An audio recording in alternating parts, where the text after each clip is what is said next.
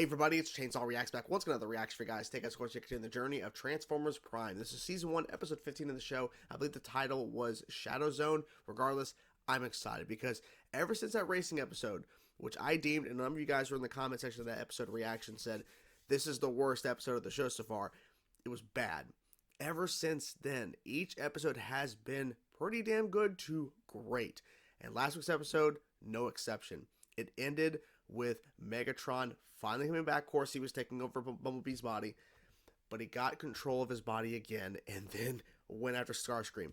Didn't matter that Optimus was down there, on the ground or whatever, and of course, their Decepticon ships or whatever, and Starscream's going after Optimus. It does not matter. Megatron had a mission, and his mission was to go after Starscream because he knew Starscream put him in this position. Because literally Starscream could have saved him, and technically did when Soundwave showed up, but ultimately Starscream wanted him dead, and he knows the truth. And when Starscream tried to turn into that jet or whatever, and then Megatron grabbed him and flung him, amazing. Love it so much.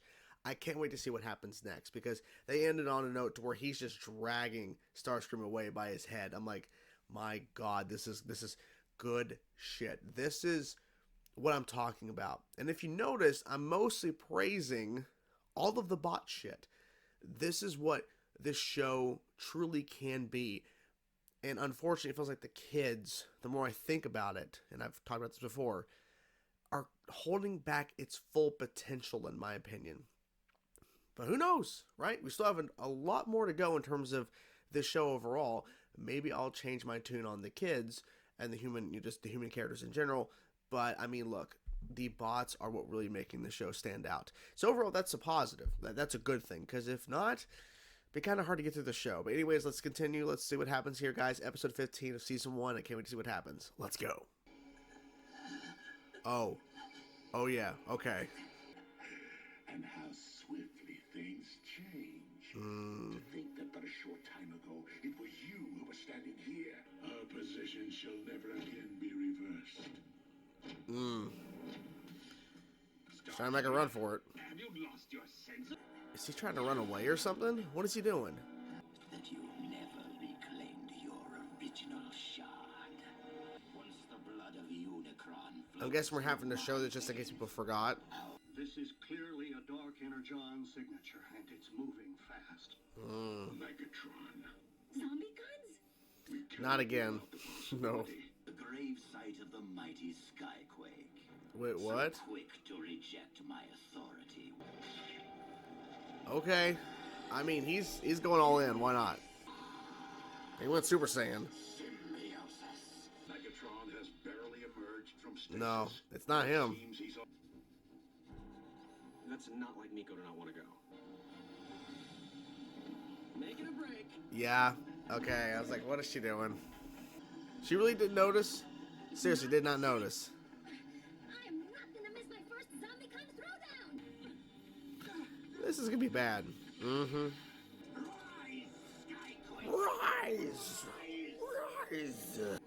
My cell phone. Yeah, dropped it. Back at base. Ooh, stand down.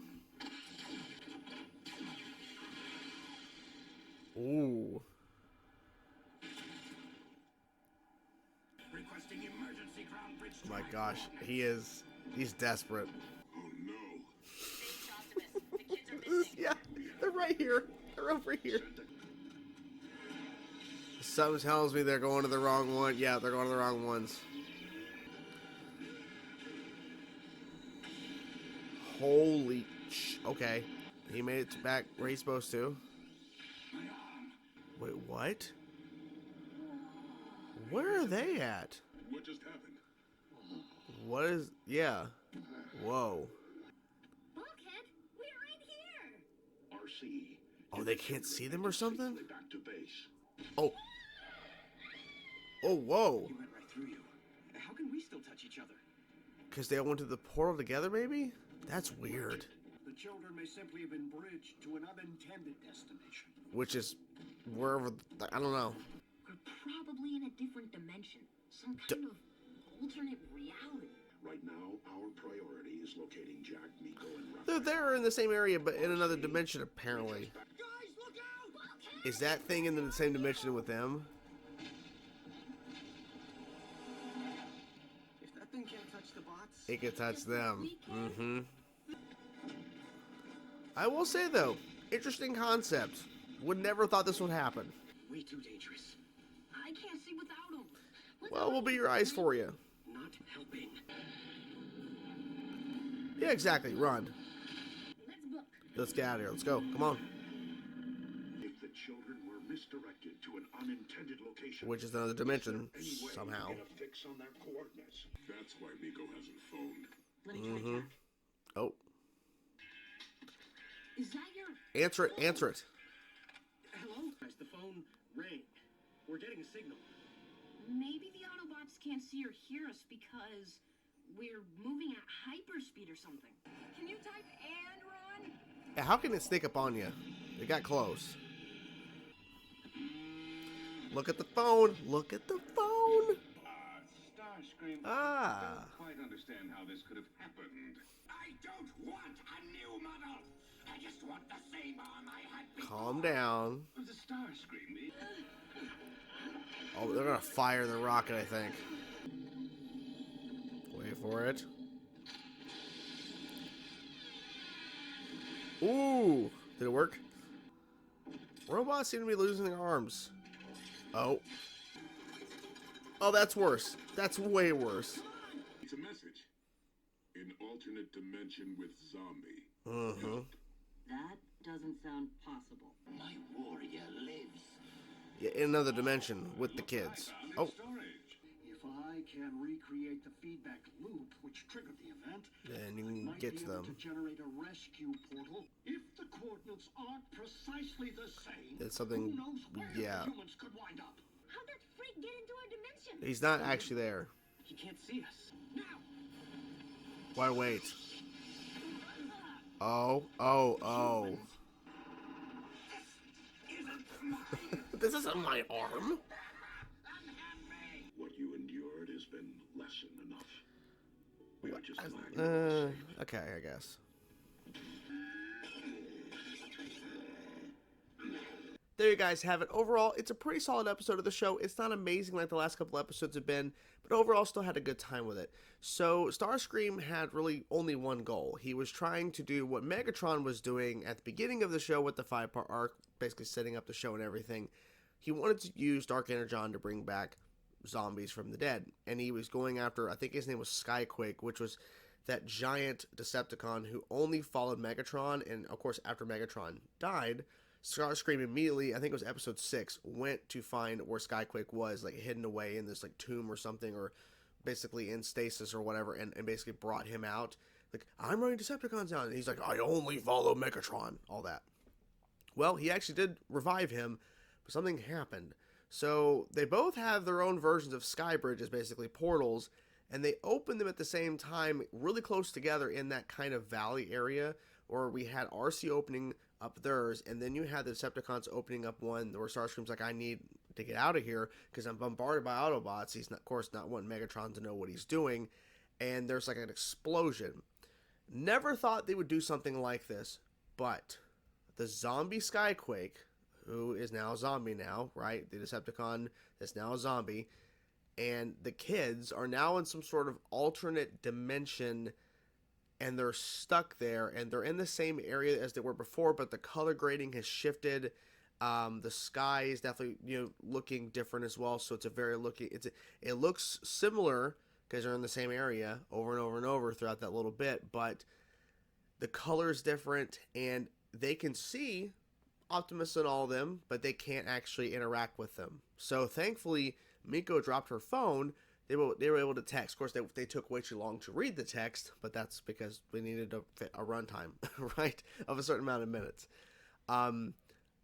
Having Miko, Jack, it's not Jake, it's Jack, yeah, and Raph stuck in an alternate dimension. I never thought that'd be something they would do in the show, because I never thought that it'd be something they would even consider doing. But then again, I think what the best part about it is I'm not sure what to expect with this show, right? They've done certain things that it kind of makes sense in the continuity and the context of Transformers, like not just Prime, the show, but Transformers in general. But to have the kids and a zombie Skyquake in an alternate dimension, it's kind of bonkers because this show has kind of found its, I wouldn't say limitation, but has kind of set its kind of own parameters of what it can do in terms of, okay, we can have a huge variety of Decepticons and Autobots in the show. Okay, we had Cybertron, there was a lot of war and all this kind of stuff, and there was a lot of mayhem, and there's a lot of traveling with these bots throughout the entire galaxy or whatever. Okay, we had that villain character that was for RC, Arachnid, and there were alien, like, life forms and trophies and all that stuff in her ship, indicating how vast the universe is and the galaxy is. Like, what else is out there besides humans and bots? So for them to cover something where they're in another dimension, it's wild, because I didn't think we would be diving into something like that, but that pretty much tells me if they're willing to do that for the show, in terms of we're going to have the kids and a zombie be in another dimension, then that means there truly, I don't think, is a limitation the show can't do. I think there is certain things in terms of, like, well, we're not going to see actual murder besides bots, because we've seen that a couple times in the show, implied or not so implied. Like, it's pretty clear what's happening here. But I think in terms of what stories they could potentially cover, they're pretty much proving with this episode they can pretty much do anything, right? Anything is pretty much on the table. So I wouldn't be surprised if we do some time travel. I'm not saying we will. I'm just saying I wouldn't be surprised based on what this episode is implying and what it's showcasing here, where they're literally in the same area, but the explosion happened in the other dimension. It's crazy. And even Ratchet's like, what? Like, you want me to do what? Okay, I'll try. Oh. And look what happened. They were able to send a portal for them to get through the portal and then go out on the other end and then keep running. And the ending was kind of abrupt, though. I will say that. But I think it's because the main focus wasn't so much, okay, Starscream is here and he's fighting an arm of a zombie, but it's the fact that the kids are safe and sound and they just pulled off a miraculous kind of thing, because who would have thought that the kids would have been able to actually get out of the dimension they're in, and the fact they got there stuck in the first place. There's a lot of things with that. Starscream wanting to build his own army and get out from under Megatron makes a lot of sense, because he honestly thought that Megatron was going to be really missing in action, never to really recover, and he did not, I don't think he truly planned or thought this was going to happen, and here we are, to where he is now, he's lost an arm, and he is just so fed up and pissed and mad, and I don't blame him. Don't blame him. He deserves it, though. I'm not saying he doesn't deserve it. I'm just saying it's like, okay, he tried to do his own thing and he thought he had the power. He really didn't, but he thought he did. Didn't work out so well for him. Like I said, the episode overall was pretty solid. I think maybe this episode would have been more interesting, I think, is if the bots were actually stuck in an alternate dimension and the kids had to find a way to try to help them out, or something to that effect. I think that would have been more fascinating, because imagine if it was Megatron who followed Starscream, found out where he was. It was Starscream, Megatron, the zombie of Skyquake, and then, say, Optimus, Ratchet, Bulkhead, and Bumblebee, like it was when they went out in the first plane. Like, imagine if those are the individuals that get stuck, and that means that, do they want to leave Starscream and Megatron in this alternate dimension? No, but I feel like it'd be like a question of, like, do we actually help them get out and, like, not let them be stuck? Because that's a question. I think that'd be a really interesting debate with these characters to discuss. If we can find a way out, or somehow, the kids can help us get a way out, do we let them out? I think it would have been interesting to see how they would have done a version of this story, like I said, in that sense, where you have those other characters in the mix instead of the kids. But that's just me. So yeah, overall, had a pretty solid time. Can't wait to see what happens next. I'm enjoying the journey so far, obviously, as you guys know, and I can't wait to see what is next, because I think, look, I didn't love this episode, but man, they are showcasing anything can really happen, and to expect the unexpected, because I did not expect this episode at all in terms of the direction they went. So bring it on what's next. Hope you guys enjoyed the video. Talk to you guys soon. Peace out.